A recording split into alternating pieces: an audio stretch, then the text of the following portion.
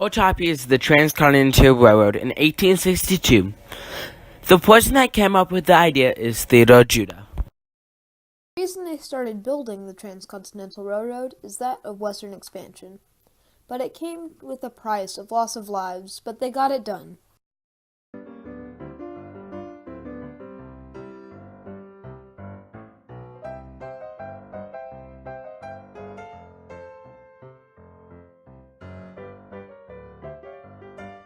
In 1859, there was a man by the name of Theodore Judah.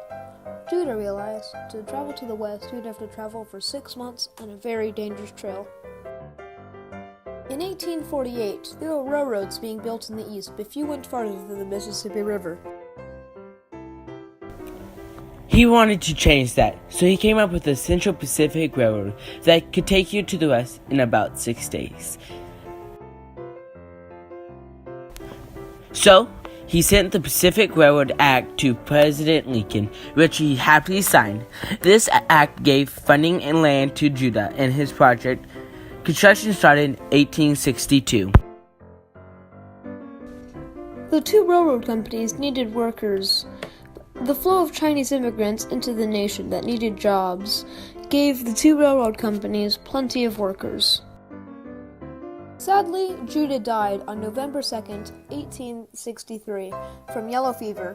He never got to see his project finished, but the Central Pacific Railroad and the Union Pacific Railroad both took over the project. First, Central Pacific Railroad and the Union Pacific Railroad needed workers.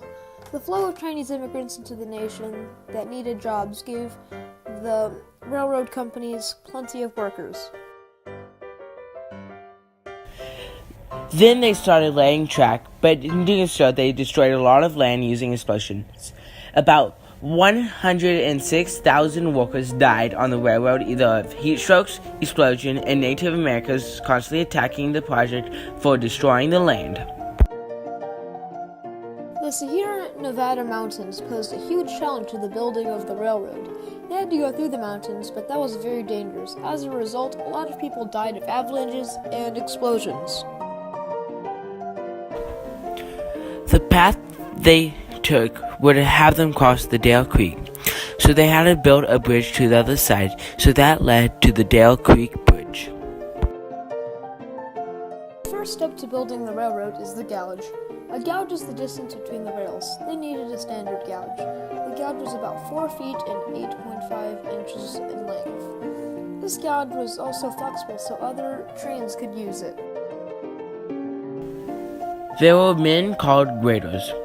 The graders worked about 100 miles where the railroad was actually being built. They cleared out all living plant life, and also they were the people that laid down the wood. Then there were iron men. There were usually a team of 5 workers to place down an iron railing, which weighed about 600 pounds. Then comes another guy that nailed a iron spike in to hold the rails in place. The Golden Spike Ceremony was the ceremony that ended the building of the Transcontinental Railroad. The Golden Spike was not gold. Also, it did not only help transport people, but it also helped communicate through telegrams. By building this, it had many benefits. It helped people get to the other side of the country. It helped transport goods so people could expand their businesses. It also helped America's growth to become a better nation. It also helped build more railroads like it. Sadly, it is not in use anymore, but some parts of it are still where you can see them.